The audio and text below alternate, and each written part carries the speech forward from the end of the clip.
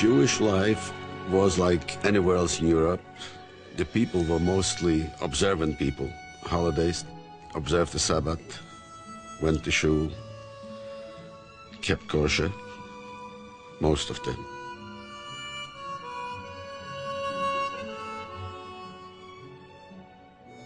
There were grocery stores, restaurants. There was also a market.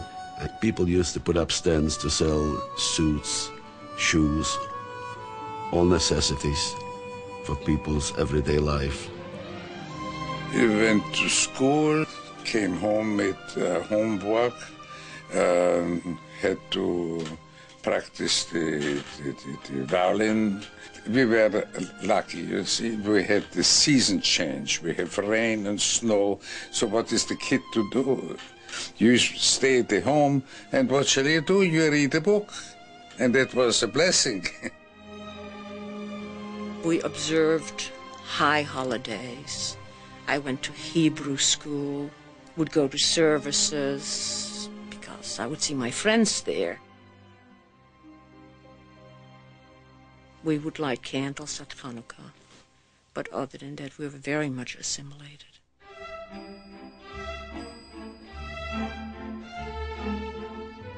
All the theaters, dancing, movies. We had a lot of friends, and they all came to my mother's house.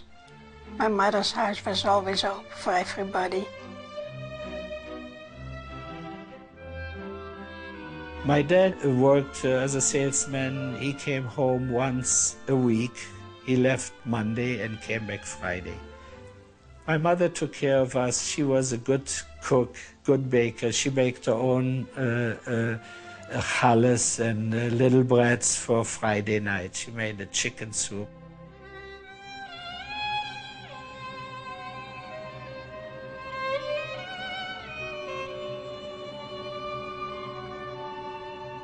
In 1933, Hitler came to power, and when I went to school, they put me in the last row of the class because I was Jewish. After school, we could not play in the street because Jews were beaten up. We went to a big synagogue next to our house to make our homework, to play chess, to play ping pong, to do a little sport in the back of the temple, just not to be in the street. We couldn't go to parks. They started riding on the benches in 1935. They wrote on the benches, "Nicht für Juden," means not for Jews. They burned books. As a child, I said, books for we learn from what's happening, mad. Berlin became a very clean, proper city for a few months in 1936 when the Olympic Games were played in Germany. All of a sudden, from all the benches, from all the parks, the sign disappeared because there was a lot of people from all over the world coming. It was like nothing ever happened there. But it came back, the foreign people left, and everything was done again. When Hitler was speaking, and I saw him on the balcony, they went me shaking when he came on the balcony. And after, when he went back, they were singing, "Nach Hause, nach Hause, nach Hause gehen wir nicht. Und wenn der Führer spricht," that's what they were singing. We don't go home until the Führer speaks, and if he speaks, we still don't go home. So I said to myself, what is happening here? When Hitler came to power, he planted the fifth column, what they call it, you know. They had a lot of Volksdeutsch, what they call Germans born in Poland. This were the easiest people for him to organize. And they started walking around calling "Don't buy from Jews." This started about 1937, 36. And it was a problem. But actually in Poland there was always anti-Semitism, to be honest.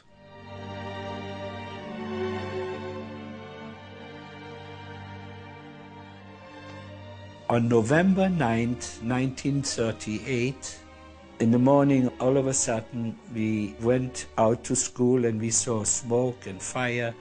And they started to breaking the windows. There were a lot of Jewish stores, and they took out the merchandise, and they started burning the synagogues. And a week later, I'm supposed to have my bar mitzvah. We cannot make it in the temple because the temple was burned down and broken. There was a little house in the back from the Gabbai, the person who takes care of the temple. He says, you can do it in my house. Tell your family to come. In one corner were the burnt Torah scrolls.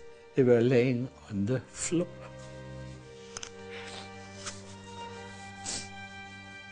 I did my bracha, and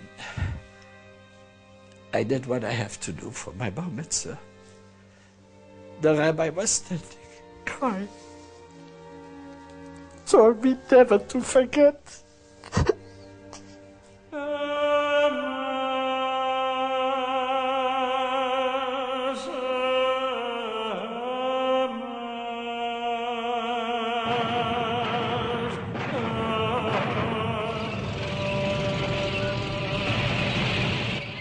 The Germans entered in the morning, September 1st, crossed the border without declaring the war.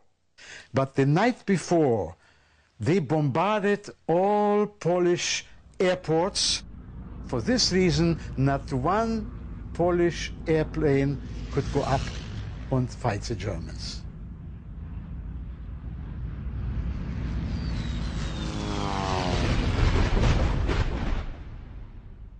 I remember my mother waking us up and being in tears and said, the Germans have entered Holland and were at war. The fighting was over within days because the Germans just bombed and Holland capitulated. The Germans were going to come into Paris, and when I saw the uniform, and when I saw that shade of gray-green, it frightened me, and I ran back to the house and I started to cry. When Hitler began to persecute us and separate us and marked us with armbands and stars of David, and when this happened, I felt a great deal of rejection. And I can remember saying and thinking to myself, why was I born Jewish?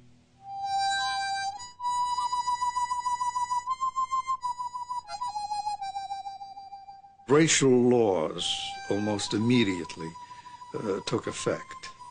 We were ordered to wear first yellow armbands, which later turned into yellow star. Once the German came in, everything changed overnight. Immediately loudspeakers and posters all over. Jews cannot work as doctors. Everybody who had office job, government job is out. We couldn't go out too much on the street because they beat up the Jews all the time, and especially from the Hebrew school. When they saw us coming out or going in, and the word dirty Jew, that was constantly screaming dirty Jew when they saw a Jew. I think it was the worst time because I was a young girl, 15-year-old, and I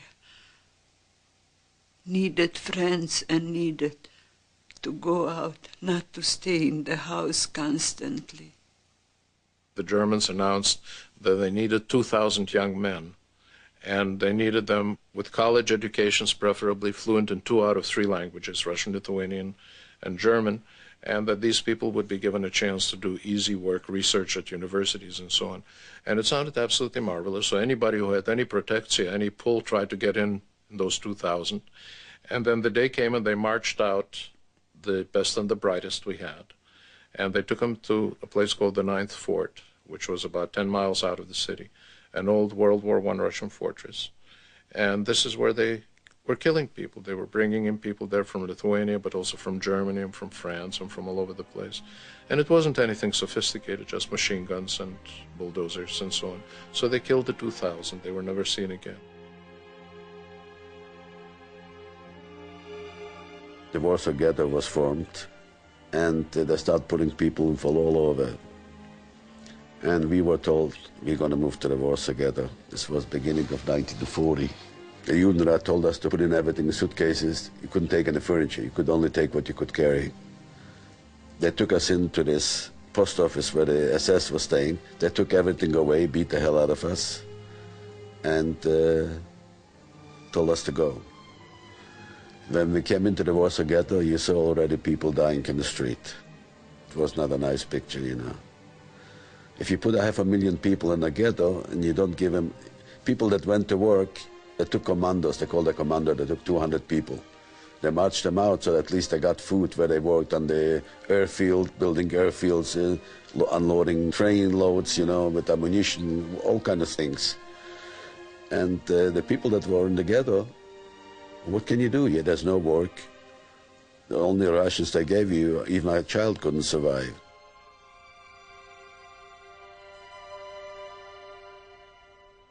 When the Germans occupied us, it was on a Passover evening. We were sitting around the table and my father was praying, blessing the wine, and the Germans were knocking at the window, shouting, "Verfluchte Jude," and we just lowered our voices. We blew out the candles and we knew this is the beginning of the hell. We were ordered to get our belongings as little as possible and leave our homes. I thought, God, I wish I was a bird flying there, because the bird was free, but I wasn't. They announced that all of the gold and silver and valuables and furs and radios, watches, clocks, all that had to be delivered within 72 hours. And they apparently felt that they weren't getting enough. So they decided to show us that they were serious about it. And what they did was they sent armed patrols to every corner house on every street. And out of every corner house, they took 2 men at random, shot them, and just let them lie there. And we happened to live on a corner at that time. So they came to our house, they took out my grandfather and one of my uncles, and we heard shots, and we came out, and there were the 2 dead bodies. From a point of view of a kid, it was very boring. The adults would go to work. The kids would stay behind. There was really nothing for us to do. From time to time, there were actions when they would come and search through the ghetto, and they would take people out. They came and burned down the hospital that we had a couple of times. But in between the actions, which were totally unpredictable, as a kid, it was really very boring. You had to find things to do because days were long. And we played a lot of soccer. You know, you would go out on the field and try and pick up a team, and I'd say, "Hey, where's Joey?" And somebody would say, "Oh, Joey, didn't you know they took him away last Wednesday?" And I'd say, "Oh, yeah, what a shame. You know, he was a good center forward. Now we have to find somebody else." When my sister was taken from Paris, they were taken to Liver. They had something like 20,000 people in this hippodrome for 5 days without sanitation, without food, without anything. My sister was very beautiful, Sabine, and there was a young man who was a guard that obviously fell in love with her. And through him, she was able to smuggle out a couple of letters. And one of the letters was that she just saw my brother's beautiful blonde hair being shaved, my brother Henri's hair shaved. My mother had beautiful black hair but wavy, shaved, and Sabine's hair was shaved. And in the letter, you could actually see the tears falling down, and that they had been put in prisoner's uniform. And this young man asked if he could marry my sister. She was only 15. And yes, it's true. You get her out of that camp, you have my blessings, you can marry her. By the time he went back to PTVA to get her, she was on her way to Auschwitz. There was a letter smuggled from Poland And this letter says there is something terrible going on in Poland. They are building a camp in a small town called Auschwitz. And we have the feeling something is built there that will help them to execute Jews in large amounts. I don't know how many people there were, but we were packed in like herrings practically. It was just suffocating, hot, smelly. You had your bathroom right there. You didn't go out. They never opened the doors. It took a total of 3 days and 2 nights. And somebody was screaming that somebody died or something, and they still didn't open the doors. So it was just a horrible trip that I want to forget. I can't. I don't want to forget, but I want to forget. There came trucks, and they start throwing in bread into the trucks. And whoever grabbed the bread, if you're lucky, you were hiding it, you could save it. There was a father and a son next to me, and the father got a hold of a bread. And the son was about my age, he was still a little bit stronger than the father, and he wanted the bread from the father. So he's trying to grab the bread, but the father didn't want to give away the bread. You would think a father would share with the son. And the son kept on hitting the father so hard till he killed the father so he can take the bread away from the father. I had just turned 18, and I was looking out how free the world is.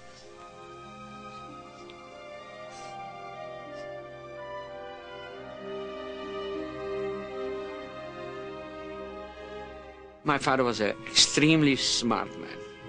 I thought to him in the terror I was sitting there, I thought, Daddy, what's going to happen? I told him, after all, And he always assured me, don't worry.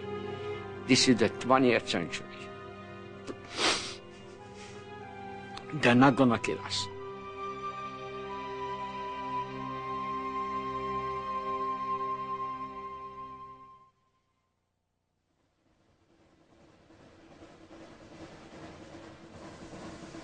After 3 days and 3 nights, the door opened up, Raus!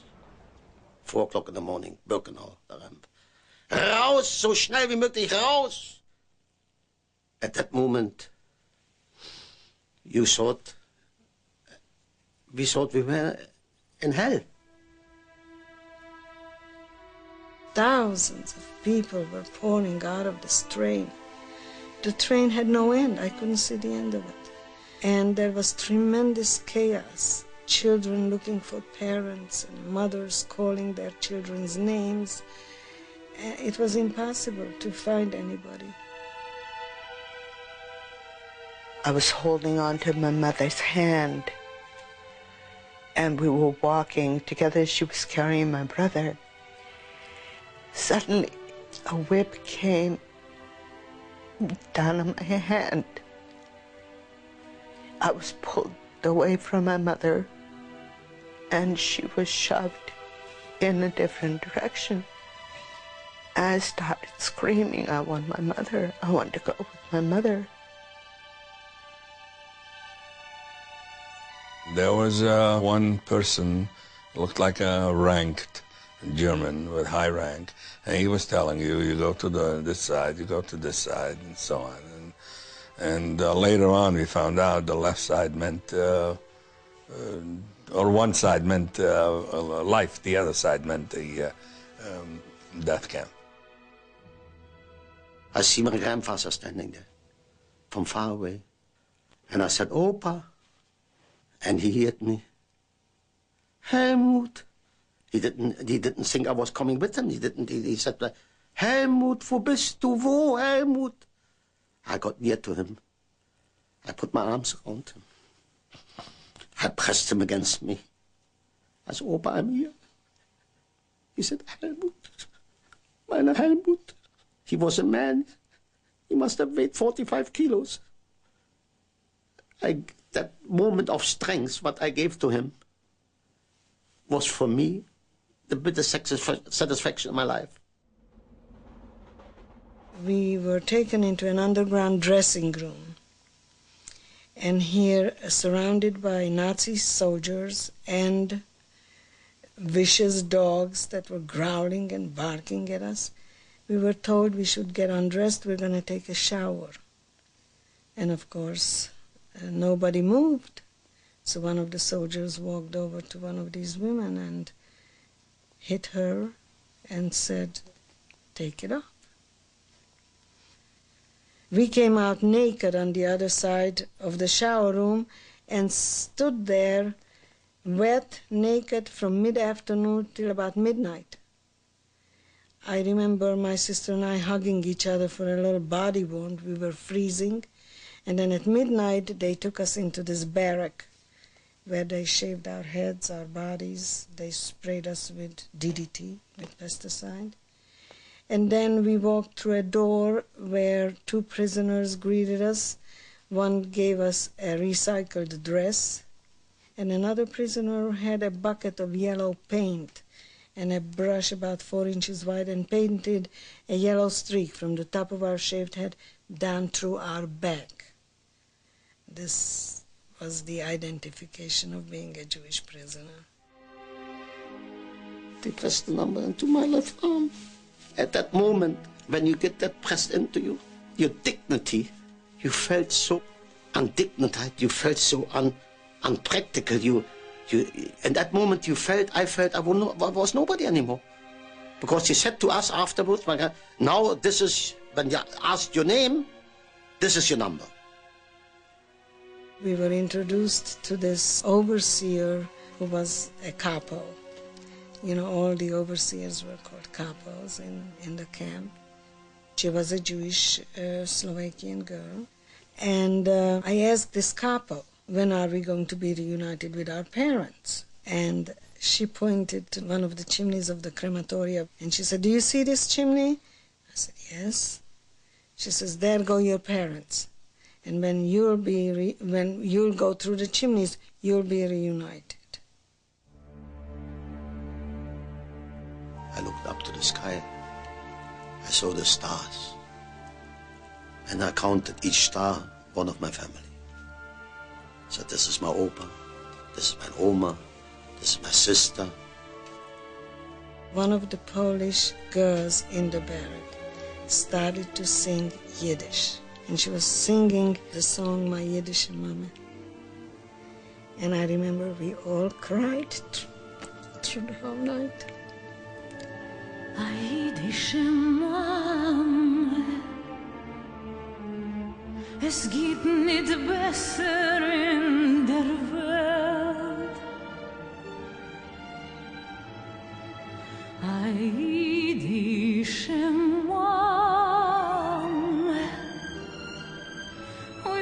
wie bitter wenn die fällt. Wie schön und lichtig ist ein Haus, wenn die Mama ist du. Wie traurig finster Wind, wenn Gott nimmt dich voll am Habut.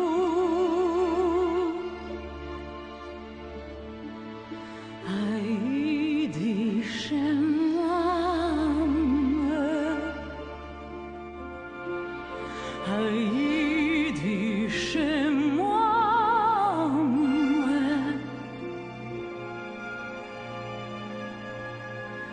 Mama, oi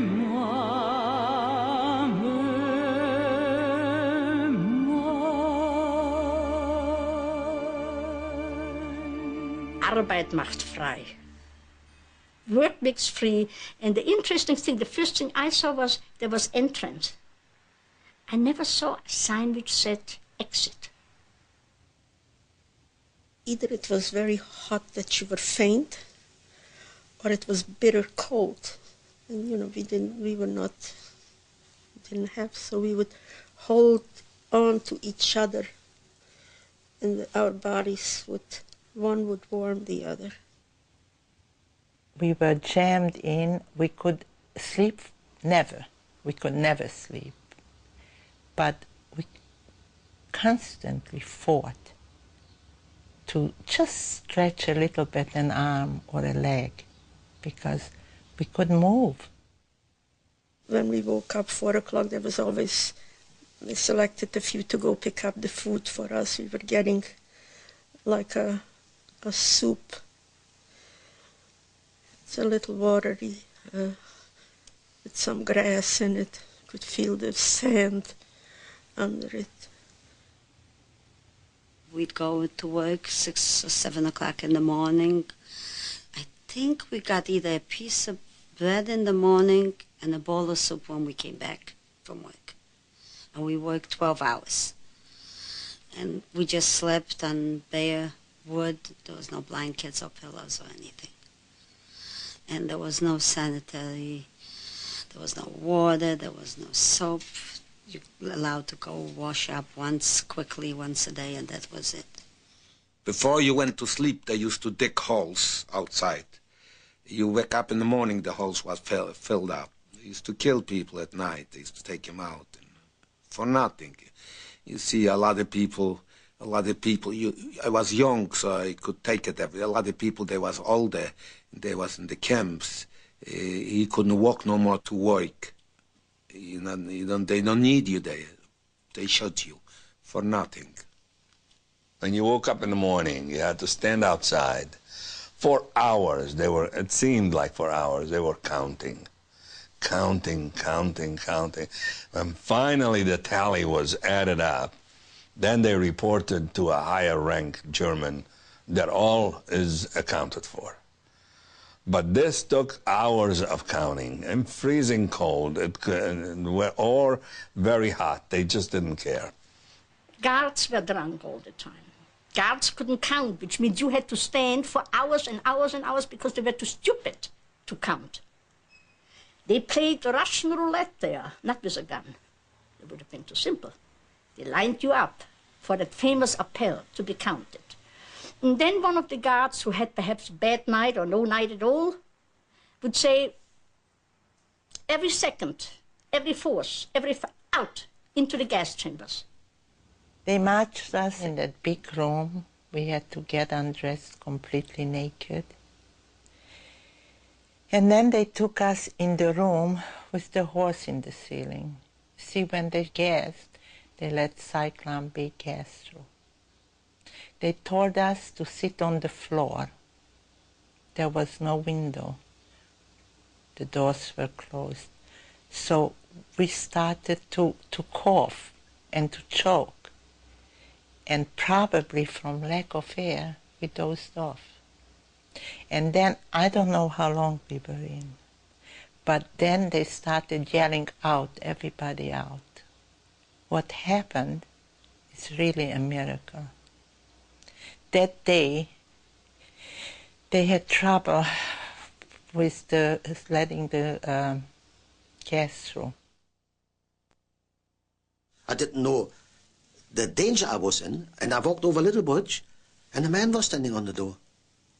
Von der Sonne. Und er went in there and said, was ist das du? Sag, komm mal ran hier, sagt er, du bist hier in der Gaskammer. Sag ich, in der Gaskammer? I was at the back. Because they came in from the front, they went through the hole where they had to put off their clothes, that I know now. They had to hang the clothes on the head hangers there.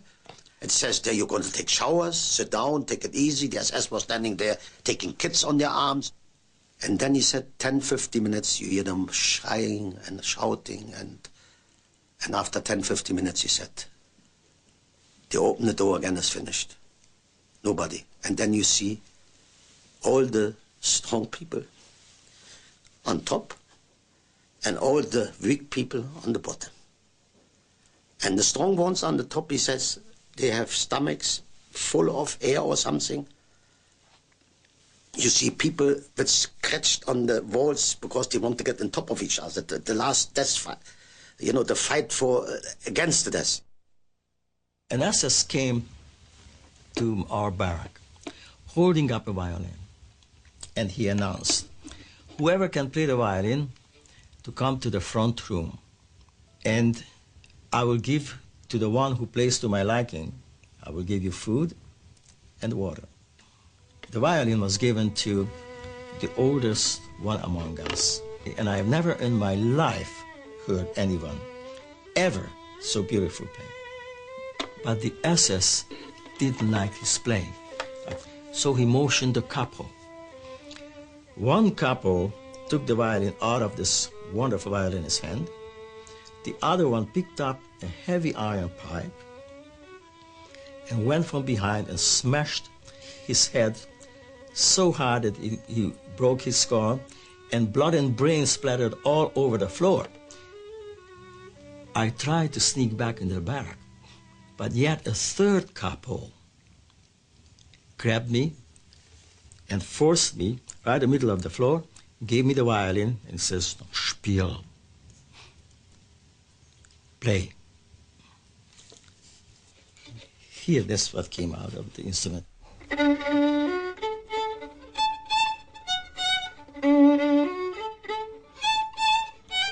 But the SS held up his hand and started to beat the rhythm. Because I played the Blue Dan, it was in 3/4 time. So he was beating, and then he said, "Hold it." Now, from that time on, right there and then, I could play anything that I wanted. But here is a question. I'm going to tell you something that you're not going to believe. I have never played a Blue Danube in my life before. Never. I saw sadism, cruelty from the Germans and anyone that had a higher rank, whether it was a prisoner himself, but he had to show to the Germans that I'm doing what you might want me to do, and so on. I saw a lot of cruelty. I never thought that people can handle people, other people like that. My job was to go and pick up the dead and cart them up to the crematorium, where another group of Sonderkommandos would shove them in the oven. On one occasion, I picked up one of the men who was on the floor, and I hear a voice saying, "Oh, please give me water. Oh, please give me water." And I look around and see where it came from. Who said that? And the man, I noticed them. Well, this is the man I just picked up. Immediately, I went to the capo. I said, "Herr Capo, Mr. Capo, this man I just picked up and put him on the cart, he's not dead at all.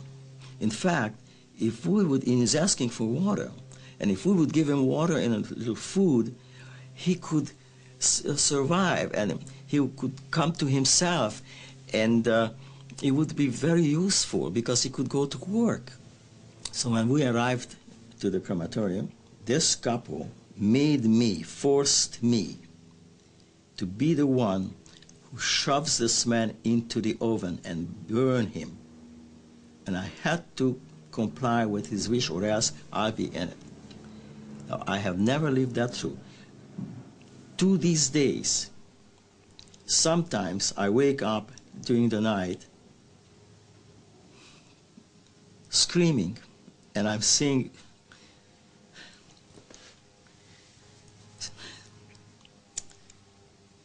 this man and hearing his cry. And I had to burn him. They sang the Atikva in the gas chamber. And we heard it because that camp was not far from the crematoriums. And it was so cold. And it was so lonely.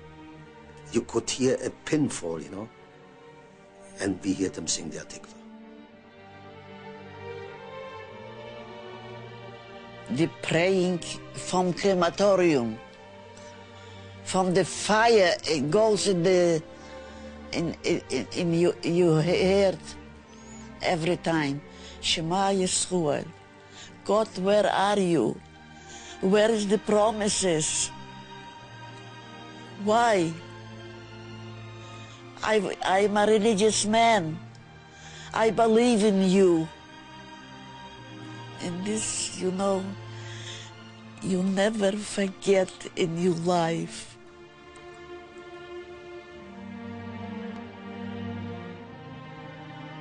It was the Passover of 1945.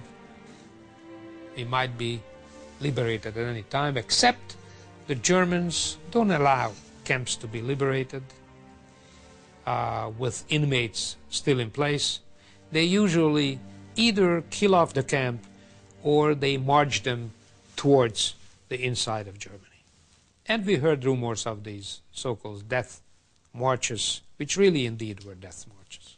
So we decided with my father that from that really, truly meager portion of bread that what we were receiving in the camp, every day we are going to slice off a tiny, tiny piece and we are going to save it up for the march. Now one day I came in from work and my father sat me down and said, now I hope that you will understand what I'm about to tell you. You won't like it, but you will understand it, I'm sure. I gave away all the bread we saved because a small new transport arrived to the camp. And I found out that one of the men somehow managed to smuggle in a prayer book, an old, small prayer book. He smuggled in. It was unbelievable. And I bought it. I gave him all the bread we saved up. I started to cry. A few days later, it happened to be Passover night. My father held a Seder because this little book contained the entire Haggadah. And I will never ever forget the scene. There were hundreds of inmates sitting on the bunks on the floor in silence, listening my father reading the Haggadah from the beginning.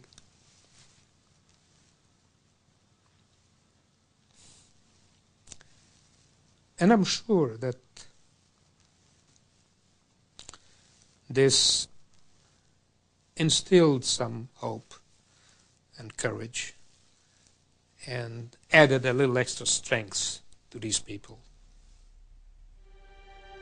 How can I forget Auschwitz, Majdanek, Bergen-Belsen, Theresienstadt, Buchenwald, Krakow, Krzanów, Warschau, Groß-Rosen, Babi-Yar, Ravensburg, Riga, Sachsenhausen, Blechhammer, Brande, Graditz, Faulburg, Langenbielau, Treblinka, and so many others.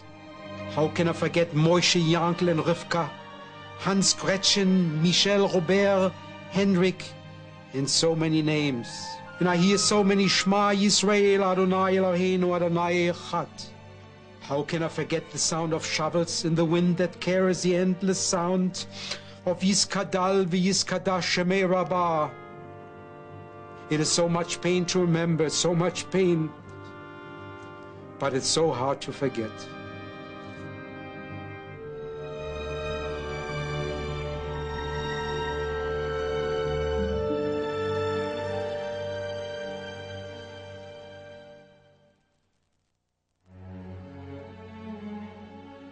The Germans asked us to start digging our graves.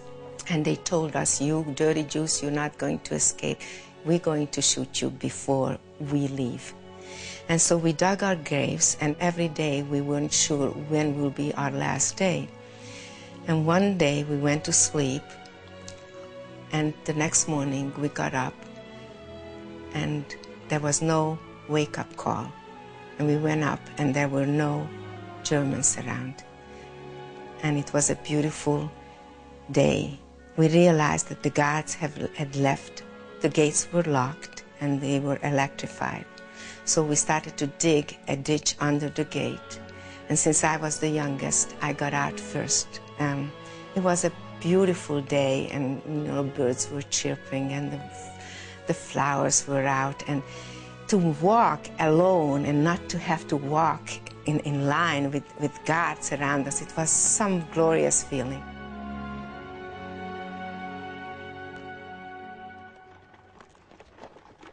The German peasants started to seed potatoes, and they opened these potato heaps on the fields. We went there and stole what we could, putting it on our back in some textile, and always with these bags we marched through the streets. It was our greatest fortune. I thought that if my parents didn't make it, I don't want to live. I didn't know how. Everything was being done for me until the war, and I just didn't know how. They took a bunch of young kids to camp. And when we were liberated, we were older, but we didn't learn anything from life. I mean, we didn't mature, grow up. It still felt like you were only 15 when you first got there. We were weak, we were disoriented, everybody was running. I remember my mother looking for my father. Somebody said that there was, I don't know how she traveled there, she went to Prague. That there might be somebody who had seen perhaps my father, who knows of him, where, you know, of if he, I mean, everybody was, it was crazy. Much sadness came, because the list of people were coming back and we were searching for our loved ones. And every time the names were so similar, it was so painful, the dates. And you looked and you looked and you looked and you went and you searched and you asked people, did you, in fact, know this one? Did you know that one? Somebody said that they saw my brother in Auschwitz and that he was shot because he wouldn't put my mother in the oven. If it's true, I hope he died. I hope it's true. Mothers was looking for children, children for mothers, and fathers for wives and sisters. I was looking for my family, looking for friends, and nobody survived.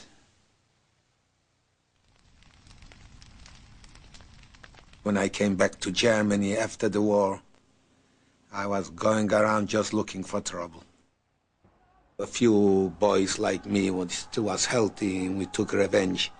I used to knock the hell out of them. They used to call Juden schlagen, Jewish people are killing us. So you kill us too. Yeah, I take revenge a little bit for them. I used to tell them, this is for my mother, this is for my father, this is for my sister and brother. I used to give them the business. The pain is real. The pain is not a fiction. I wish it were a fiction. I wish somebody would come back and give me back my family and say, hey, it never happened, here they are. But they aren't here. We went over the border to Germany, the DP camp. And we registered in the DP camp and they're waiting to register to come to United States or to Australia or to Canada or to Israel, whatever comes first. Wohin soll ich gehen? Wer kann führen mich? Wohin soll ich gehen? Ist verschlossen jeden Tag. To the left, to the right, it's the same in every land.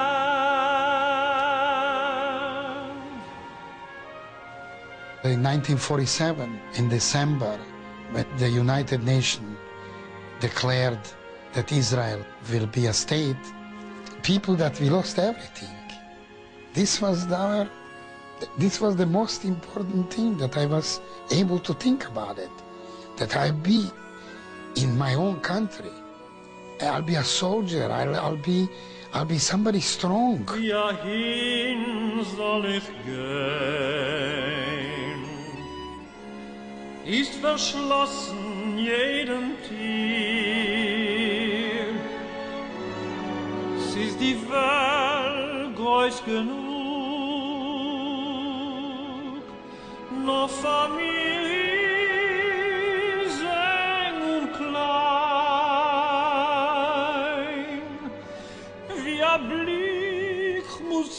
Blick, sie ist zerstört jede Brick, wie ein soll ich gehen. 12 million men, women and children have died murdered in cold blood. Millions upon millions more today mourn their fathers and their mothers, their husbands, their wives and their children. What rights has any man to mercy who has played a part, however indirectly, in such a crime? 50 years. I lived 50 years after that. Can anybody even believe that it'd be possible to live 50 more years with such awesomeness, with that knowledge? I felt I had a life. Something owed me a life. I know planet Earth didn't owe me a living, but I wanted a life. I thought if I marry an American, American roots, American family, American children, I'll be American. I will find roots. I didn't want to live.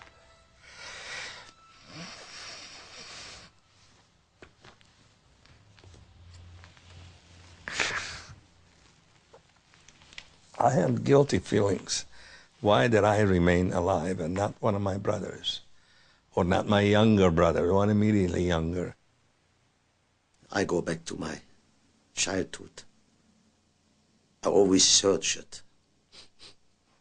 I search it because half of my body is always there. I think if the last Holocaust survivor dies and is not here anymore, all these people will find their rest and their peace. The 6 million, they will suddenly come to peace because they are not in peace yet. Because then they know, when we are not here anymore, that we have given the message. And the young people have to continue, but then they will find their rest. I felt in my heart that any little thing that was done for me, and I don't mean materially or financially or anything, a kind word meant so much to me. They're nice to me. You must always be involved. Don't ignore it by thinking, well, this is the other guy and I cannot be involved. I would say you have to be involved. Because if not, God forbid, the same thing can happen again. No matter how wonderful the country, you only need a couple of people that start spreading rumors, and the whole darn thing can come tumbling worse than an earthquake. Don't hate anybody. Just don't hate anybody, because look what happened from the hatred. Because somebody has a different religion or different race, or you shouldn't look at that. You should look for the person, the human being, what is inside. I think the most important thing is we've learned that life is precious. And that's something that stays with you all the time. I cheated Hitler and his henchmen, and this, what I got right now here, a lovely family, my wife and my kids. And this is the happiest moment of my life because I unloaded everything on tape. Maybe I'm not going to be so crazy anymore.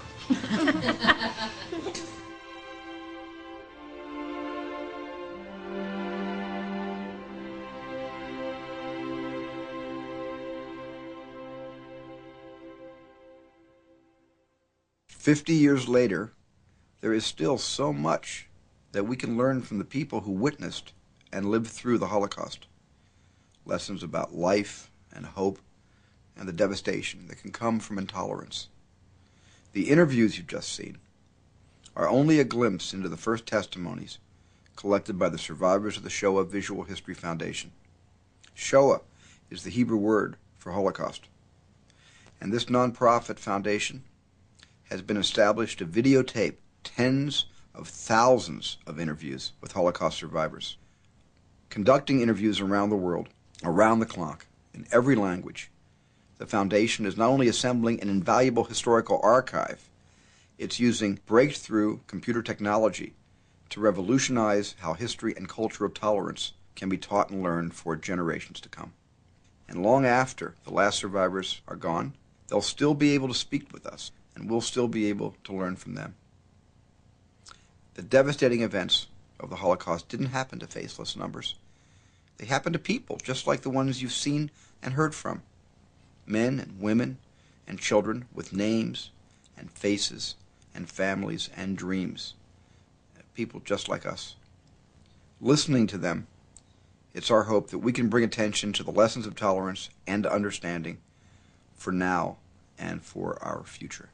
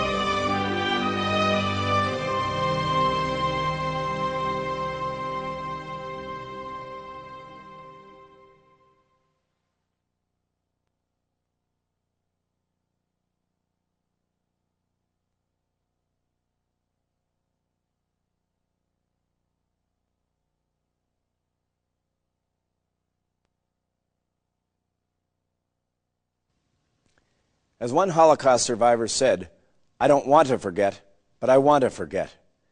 The incredible stories you just heard from the survivors of the Holocaust will help to ensure that we never forget. Chrysler Corporation is proud to be involved with the Shoah Foundation and the United States Holocaust Memorial Museum in Washington, D.C. We hope that generations to come will visit the museum and will view the works of the Shoah Foundation and keep the message of the Holocaust alive. All of us at Chrysler Corporation thank Steven Spielberg, the Shoah Foundation, and Turner Broadcasting for this meaningful and important program.